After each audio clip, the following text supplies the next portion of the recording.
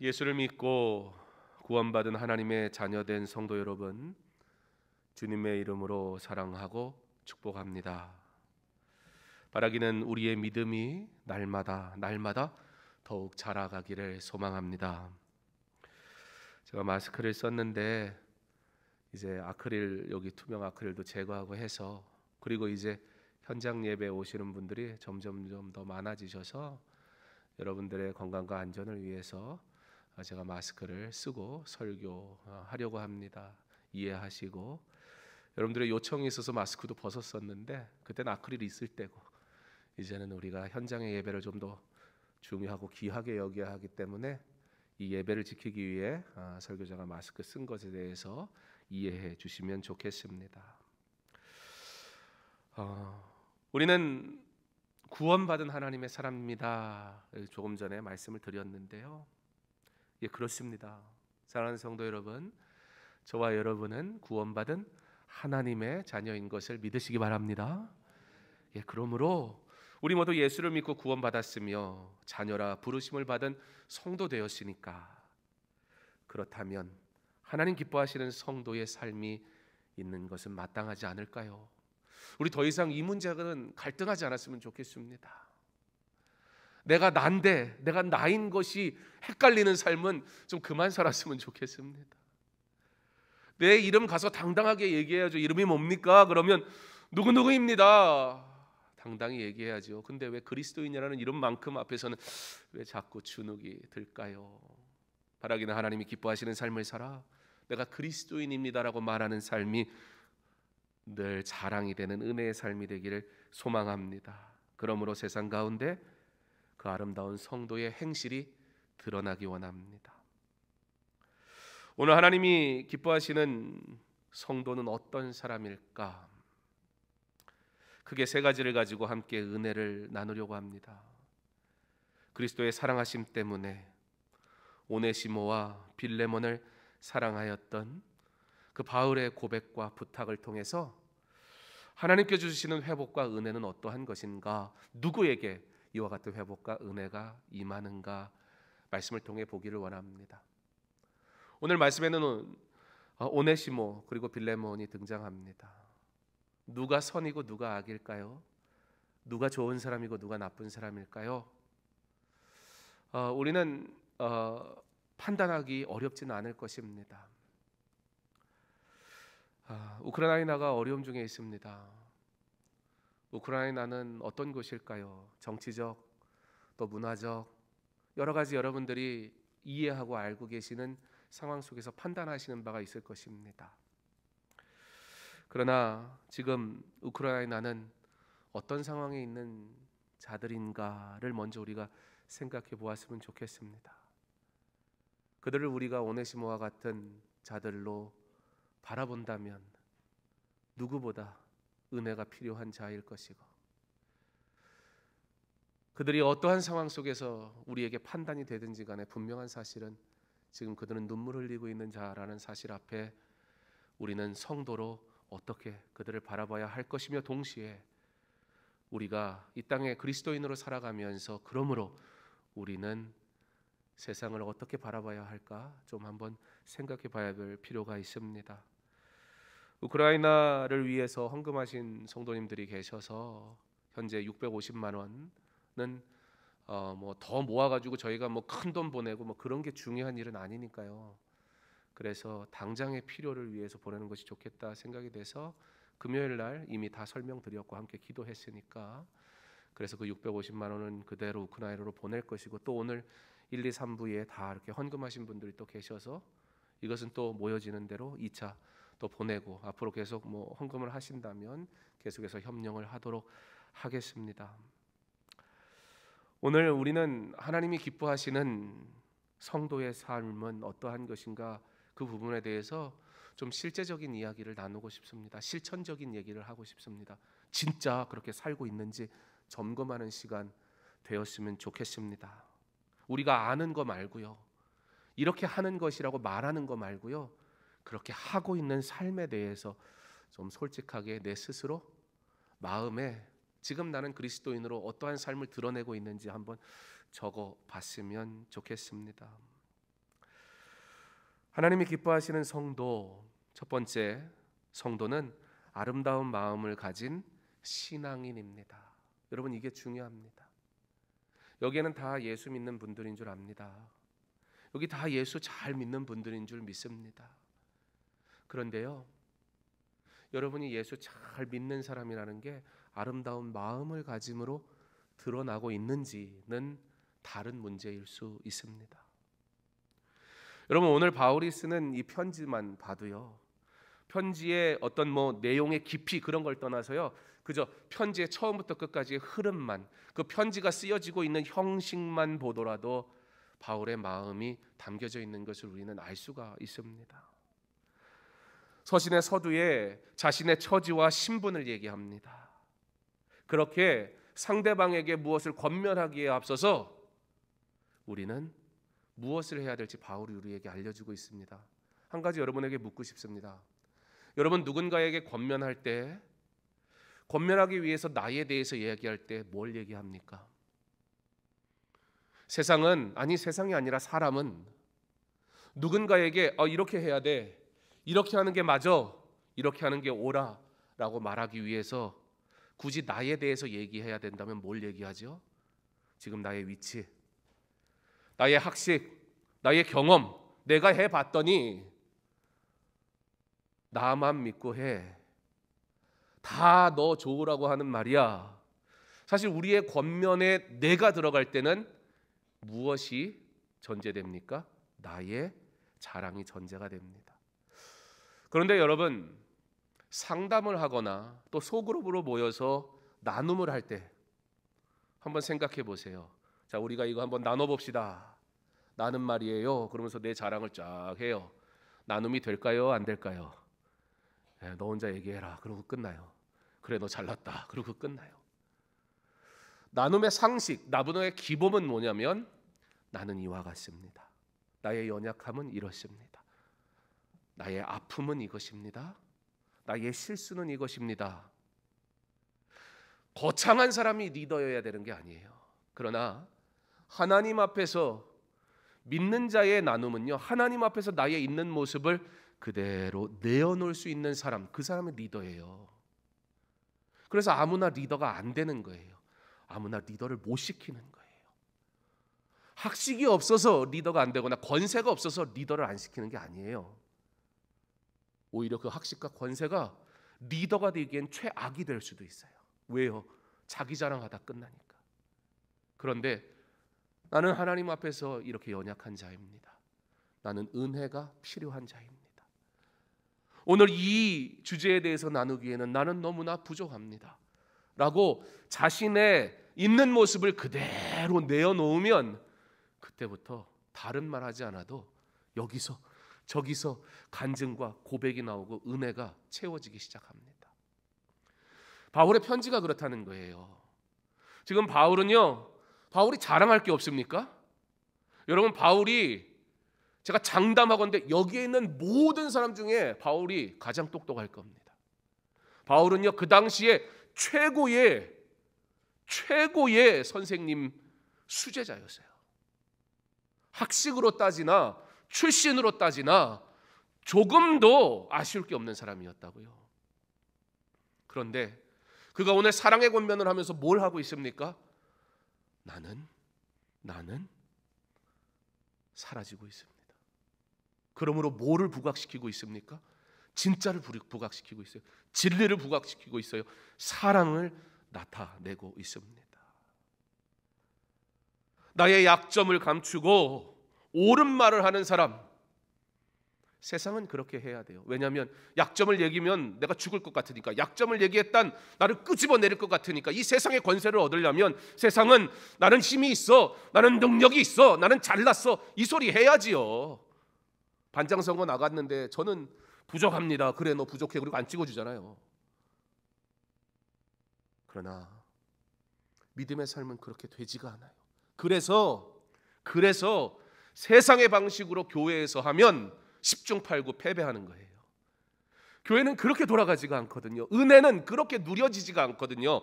내 자랑으로 얘기하는 순간 하나님의 진리가 상처 입어요. 나의 약함을 그대로 드러내며 갇힌 자 된 나 바울. 그러면서 그 다음 어떻게 해요? 한 사람 한 사람, 오늘 이 말씀을 들어야 되는 사람 그 이름을 불러가면서 사랑을 전합니다. 그리고 마무리를 어떻게 하느냐? 그의 마무리는 언제나 아름답습니다. 하나님의 이름으로 복을 빕니다. 사랑하는 성도 여러분, 강서중앙교회 모든 성도들은 나의 약함을 고백할 줄 아는 자 되고, 성도를 사랑의 마음으로 그 이름을 불러줄 줄 아는 자 되며, 무엇보다 모든 만남의 끝은 예수님께서 은혜 베푸시기를 원합니다. 복을 빌어줄 수 있는 믿음의 공동체 되게 하시기를 간절히 소망합니다. 바울의 서신이 아름다운 이유예요. 성경 하나님의 말씀이기에 아름답고 은혜가 되지만, 바울 같은 자를 들어 사용하신 하나님께서 그의 모습 그대로, 그의 가지고 있는 생각 그대로를 사용하셔서 지금 옥중에 있음에도 불구하고 교회와 성도를 위로하고 있는 이 아름다운 모습은 바로 내가 내려갈 때, 나를 낮출 때, 내가 사라질 때 진정 말씀이 부각되니까, 진짜 말씀이 들리니까 위로가 임하지 않을 수가 없었어요. 우리의 권면, 우리의 말들을 잘 생각해 보기 바랍니다. 나의 말은 먼저 내게 적용되고 있나? 나의 권면은 사랑을 담고 있나? 사도 바울은 그래서 자신 있게 얘기하는 거예요. 뭐라고요? 나를 본받아라. 그러므로 내가 너희에게 권하노니 너희는 나를 본받는 자가 되라. 내가 그리스도를 본받는 자 된 것 같이 너희는 나를 본받는 자 되라. 그런데 조금도 교만하게 들리지가 않아요. 우리가 바라는, 이 땅에서 바라는 그리스도인 된 삶의 성숙의 끝자락이 있다면 아마 이것이 아닐까 싶습니다. 여러분, 저를 비롯해서 여기에 있는 그 누가 성도된 누군가에게 형제님, 자매님, 저를 닮으십시오 이렇게 할 수 있는 사람 있습니까? 꿈도 못 꿉니다. 꿈도 못 꿔. 이건요 교만의 극치 아닙니까? 죄송합니다, 이런 단어를 써도 재수 없습니다. 그러면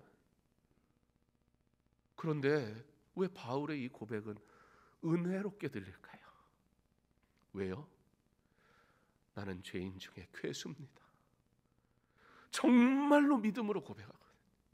정말 하나님 앞에서 내가 아무것도 아니라는 사실을 처절하게 고백하는 바울의 삶은, 나를 닮으세요는 사실 내가 비워진 삶을 닮으라는 거예요.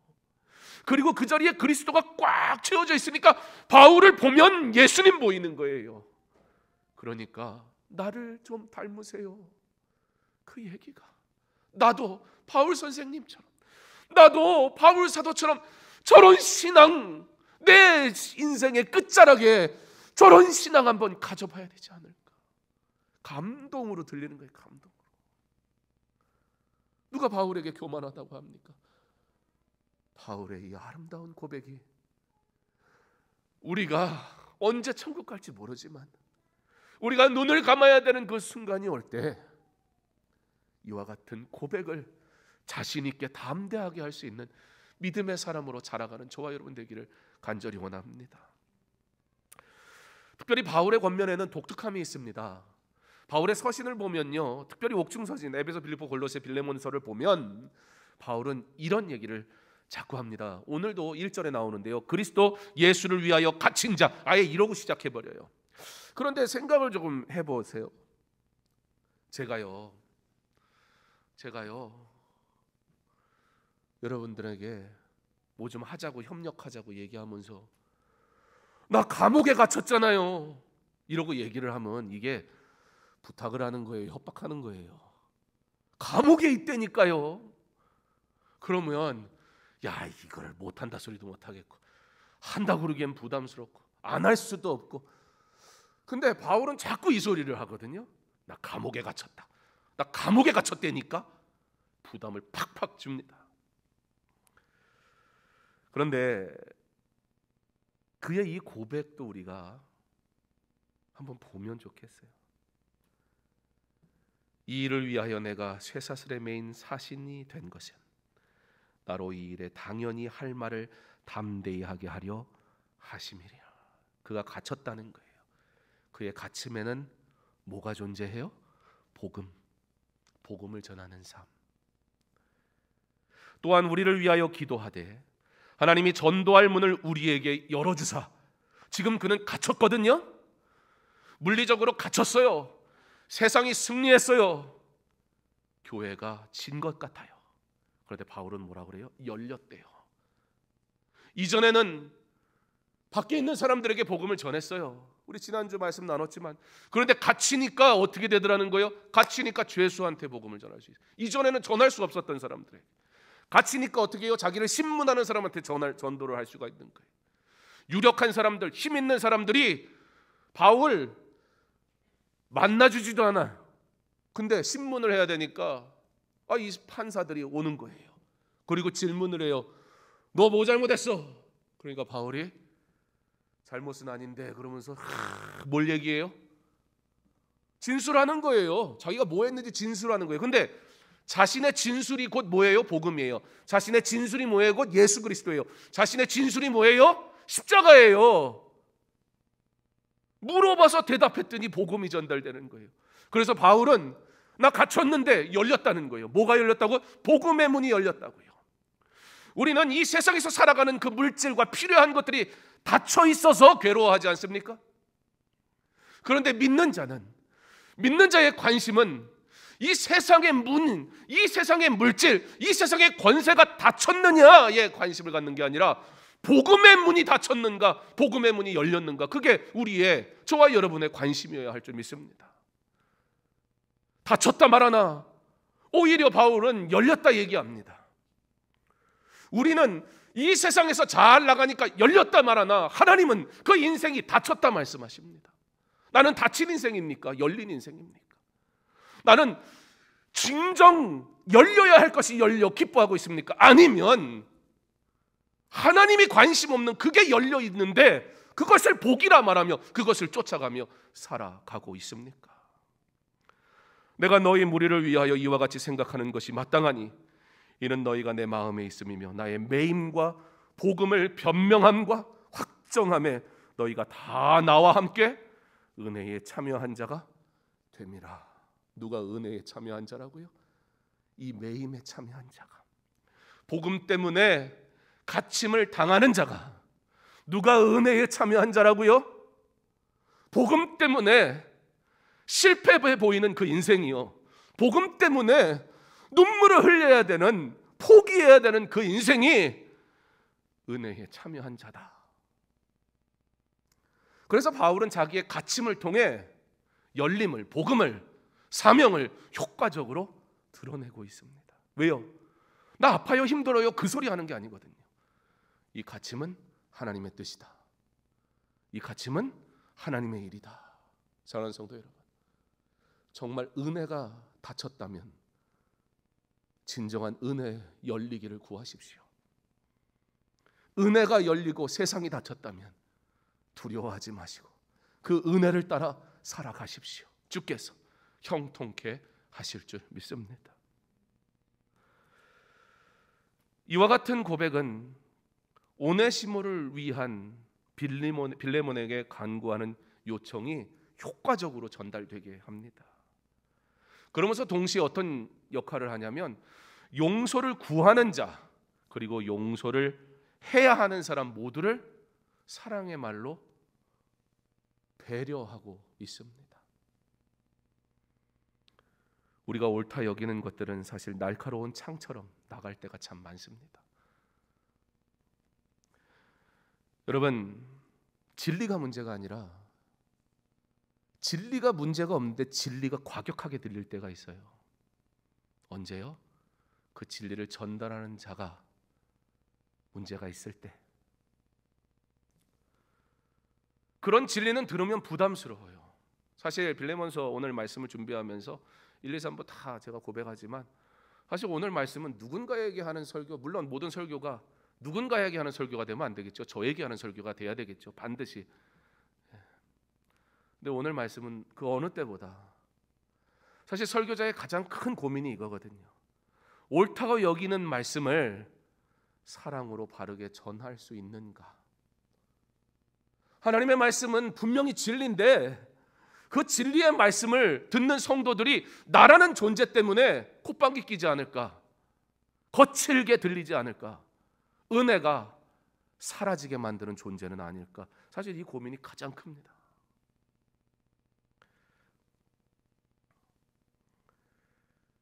진리가 부담이나 불편이 아닌 은혜가 되게 합시다.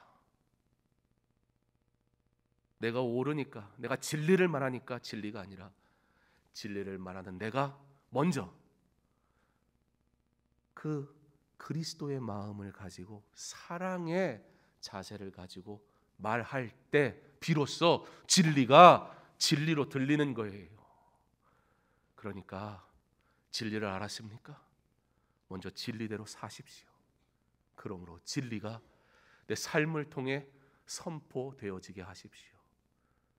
그때에 많은 이들이 그 진리를 듣고 참된 회복을 누리게 될 줄 믿습니다. 오늘 오네시모도 빌레몬도 누구도 상처받지 않습니다. 왜요? 바울이 자신을 드러내고 내가 빠지고 진리로 꽉 채우니까 진리만 들리는 거예요. 거기서 바울이 안 보이는 거예요. 설교자가 자기를 싹 지워버리고 진리만 선포해야 성도들이 은혜를 받을 거 아니에요. 그런데 사람은 자꾸 자기 얘기하고 싶은 거예요. 자기 자랑하고 싶은 거예요. 자기 생각을 막 주입하고 주장하고 싶은 거예요. 그러면 은혜가 상처 입는 거예요. 진리가 거친 게 돼버리는 거예요. 맞는 말은 맞는 말인데 뭔가 기분이 나빠. 말씀을 들었는데 설교자가 거친 자든지 듣는 자가 거친 마음이든지 어쨌든 진리가 문제가 아니라 진리를 받을 준비가 안 돼 있으면 우리는 진리를 받아도 누리지를 못하게 됩니다. 저는 어릴 때 저희 아버지께 불만이 좀 있었습니다.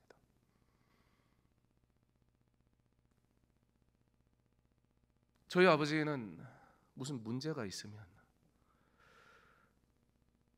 그런 거 있잖아요. 누가 봐도 그 사람이 잘못한 거. 그러면 그 사람의 잘못을 얘기해야 정상인데 저희 아버지는 집에서도 목사님이세요. 그 사람이 그렇게 한 것이 내가 무엇을 더 해줄 수는 없었을까? 이런 시각에서 대화를 하시니까 속 터지는 거예요. 속 터지는 거예요. 뭐 화딱지가 나고 그 사람 제가 가가지고 가서 혼내주고 싶고 막. 그래서 목사들이 저희 애들 여기 없으니까 좀 크면 그 교회 못 다니겠다 소리 하는 거예요.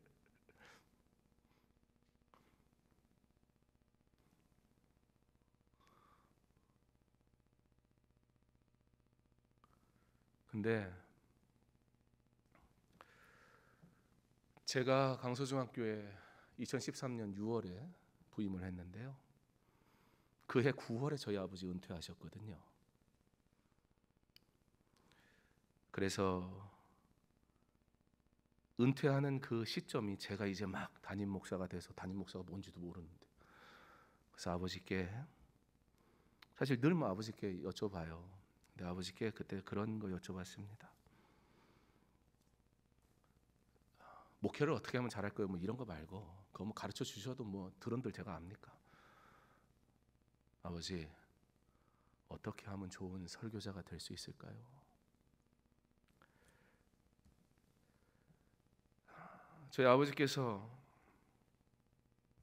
은퇴하시면서 그런 마음이 드셨대요.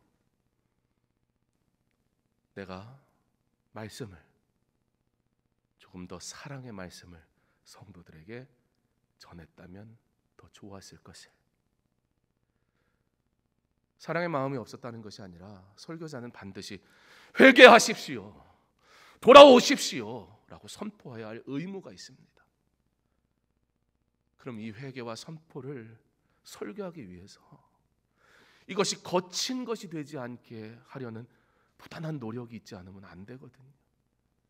그것을 조금 더 사랑의 언어로 표현할 능력이 많았다면, 성도들에게 진리를 진리로 더 잘 전할 수 있었다면.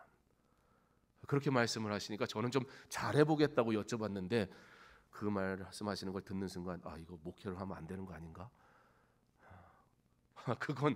그건 죽을 때까지 안 될 것 같은데.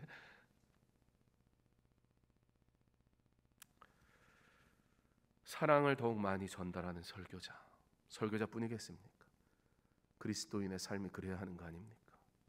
내가 하는 말이 진리인데 진리가 은혜가 되게 하는 삶. 여러분, 이것보다 아름다운 삶이 어디 있어요?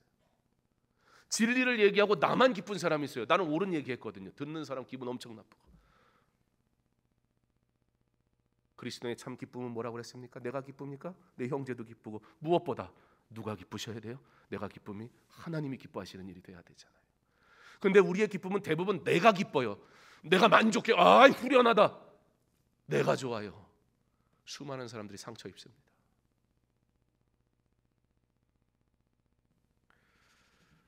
사랑을 더욱 많이 전달하는 설교자, 사랑을 더욱 많이 전달하는 그리스도인.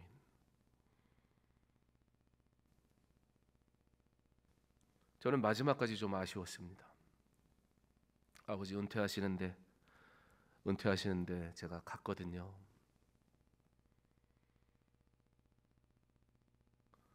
수요 예배 때 은퇴하셨어요. 이유는 진짜 올 수 있는 사람만 와라. 못 와요. 수요일에 어떻게 와요? 수요일 7시 반에 예배 드리는데 누가 옵니까? 퇴근이 안 되는데. 그래서 은퇴 거창할 거 없다. 하나님 앞에 예배 드리고 마무리한다. 은퇴 시점도 정하지 않았어요. 후임 목사님이 정해지고 부임하시면 그 달에 은퇴. 그래서 9월에 은퇴하신 거예요.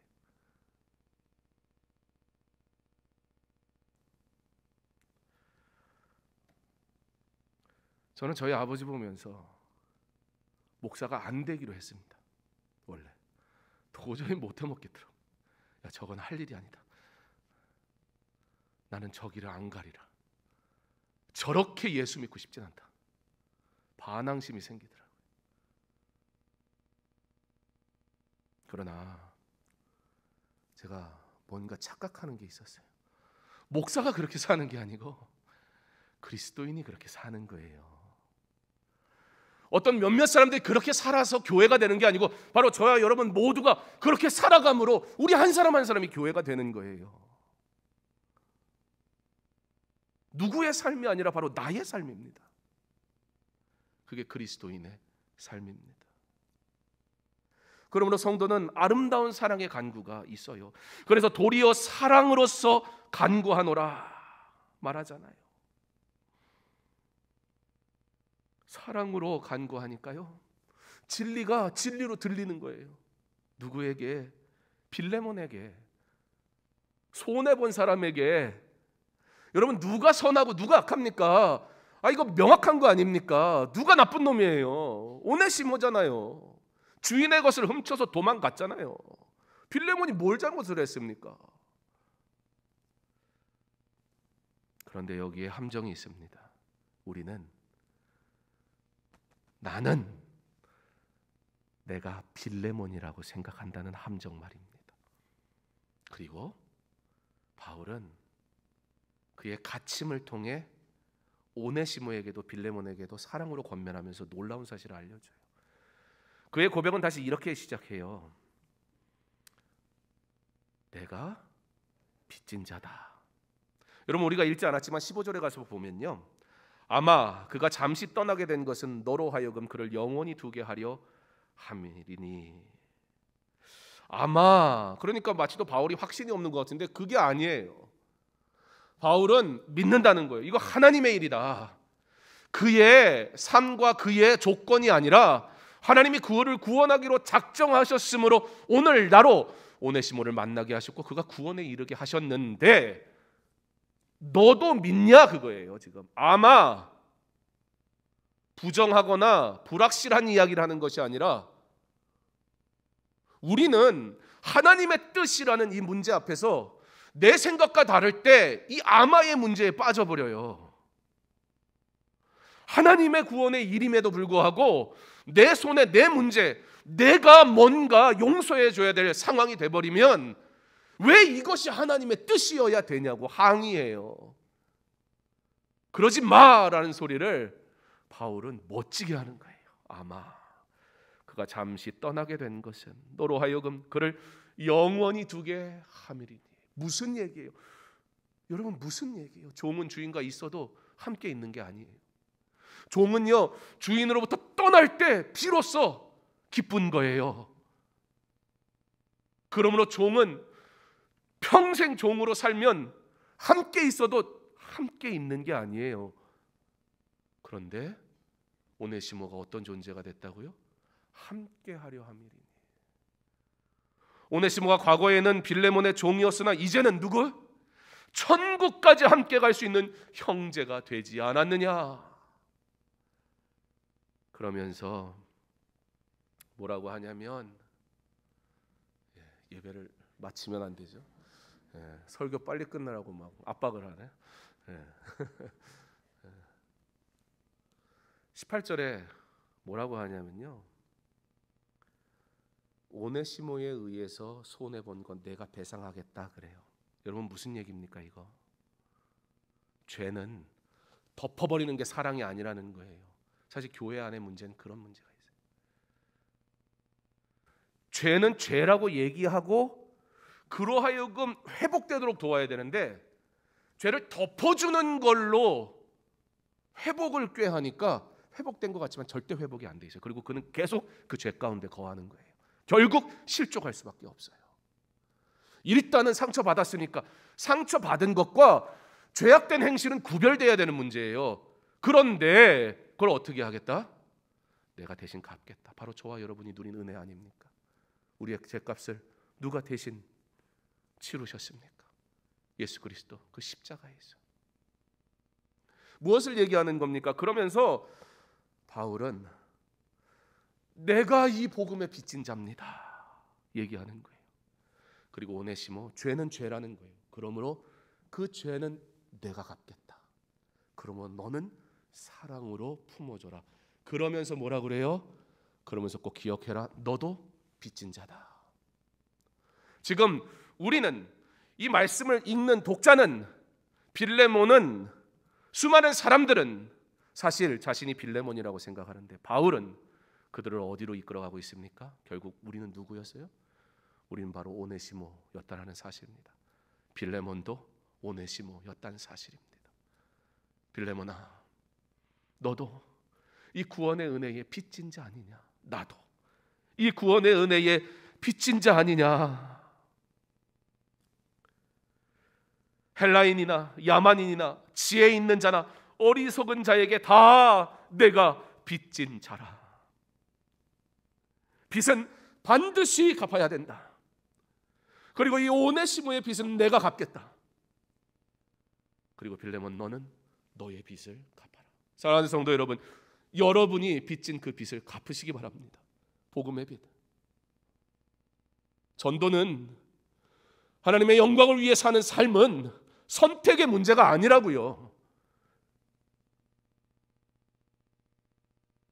은혜로 받은 이 구원이. 그러므로 바울은 내가 아무리 노력해도 도무지 갚을 수 없는 이 엄청난 빚을 졌는데 그러므로 내가 주를 위해 감옥에 갇힌들 불평하겠느냐? 감옥에 갇혀도 나는 그러므로 복음을 전할 뿐이다. 그게 내가 최소한 주를 위해 할 수 있는 너무나 작은 일 아니냐? 빚진 자 빌레몬아, 너도 그 빚을 갚기 바란다. 우리는 모두 오네시모와 같은 자입니다. 우리 주님이 대신 우리의 죄값을 지심으로 빚을 청산해 주심으로 이 은혜를 누릴 뿐입니다. 갚을 길이 없습니다. 천국에 이르는 그날까지 주 예수 그리스도의 이름을 증거하는 것 외에는, 그의 영광을 위해 사는 것 외에는, 말씀에 순종하는 것 외에는 드릴 게 없습니다. 잘하지 못하는 거 압니다. 우리 주님도 우리의 부족함을 알고 우리가 실수하는 건 압니다. 그러나 몸부림은 쳐야 되지 않습니까? 그것만으로도 수고했다 말씀하시는 그 은혜와 사랑 때문에 오늘 우리가 이 자리에 앉아 있는 건 아닙니까? 우리가 오네시모였다는 사실을 생각할 때 우리는 은혜입니다라는 고백 외에는 드릴 게 없습니다. 이제 결단하기 바랍니다. 우리의 남겨진 삶, 주를 위해 살기로, 주께 영광 돌리기로, 우리의 남겨진 삶이 그렇게 오네시모와 같이 빌레몬이 자신의 형제가 될 거라고는 상상도 못했던 인생이 하나님이 나의 아버지가 되실 거라고는 기대할 수 없었던 이 인생이 자녀됨의 은혜를 누리게 되었으니 그 은혜의 부르심을 따라 오직 하나님의 영광을 위해, 그의 영광을 위해 나의 전부를 기꺼이 드리기로 결단하는, 주의 부르심에 순종하는 저와 여러분 될 수 있기를 주님의 이름으로 축원합니다.